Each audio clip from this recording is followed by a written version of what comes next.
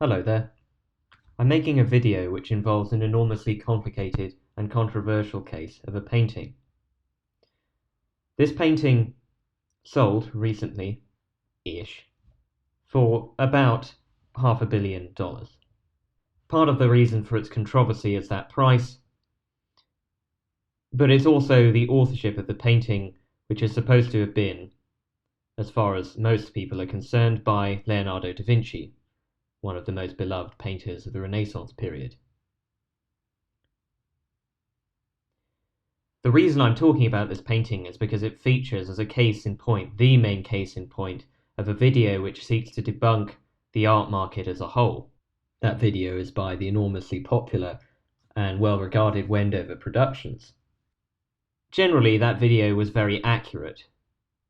Its economic analysis was good, and the points it made about the art market, for instance, being about a fraction of the value as the global tomato market, were sobering and I think gave us all some perspective. The video makes a certain allegation about this painting. It describes what happens to its value over time. So in the latter part of the 20th century, this painting was worthless, essentially. In terms of the global art market, its value was negligible. It was deemed to be one of a number of many copies of a lost original by Leonardo da Vinci.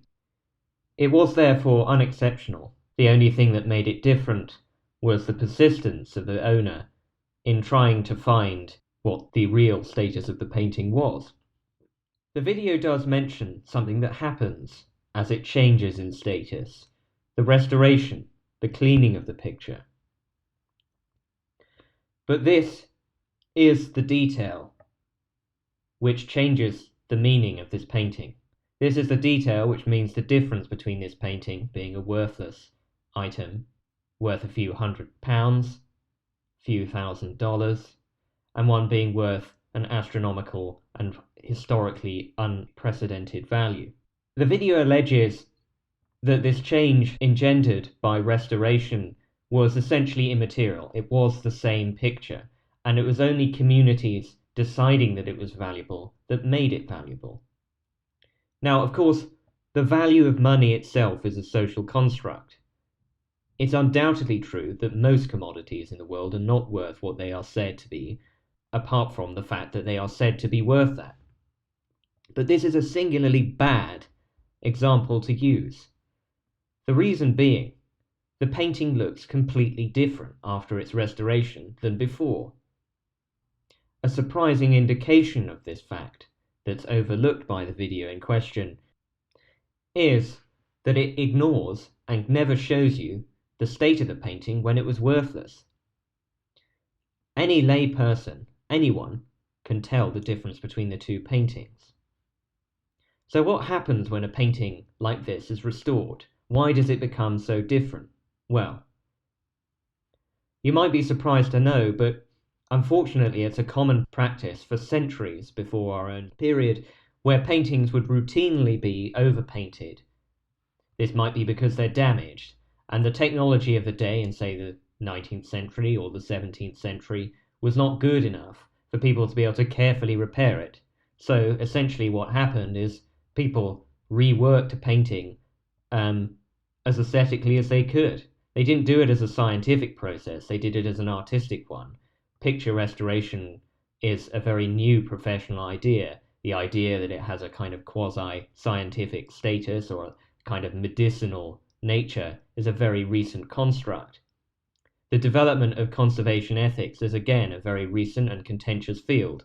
You will be able to find, if you look hard enough, some fairly furious debates about the nature of what a conservator should do and what they're capable of, and what they're even trying to do in the first place, what their aims are.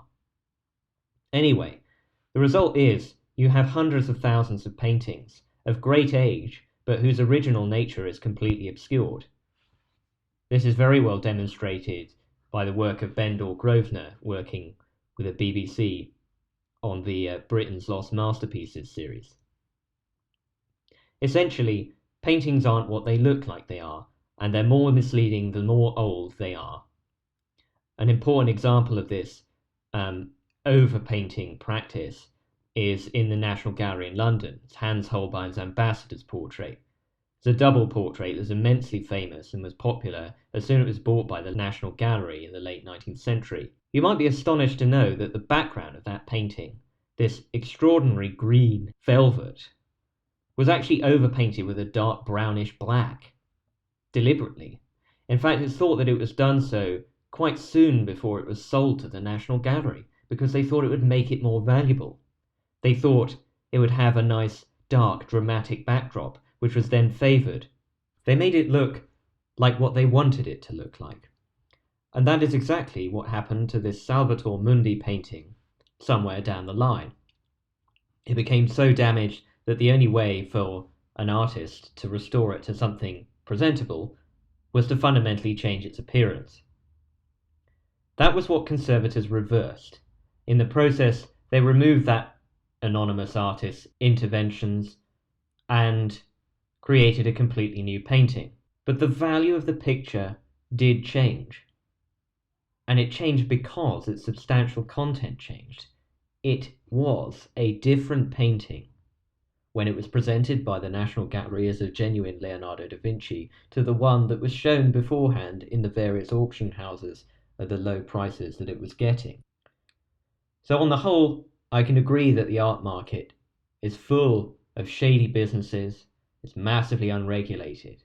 But don't attack the importance of restoration in the process. Don't attack the massive changes that are made to paintings in the process of restoration, which converts them from something unremarkable and confusing into something remarkable and understandable, something that tells us about a time in the past.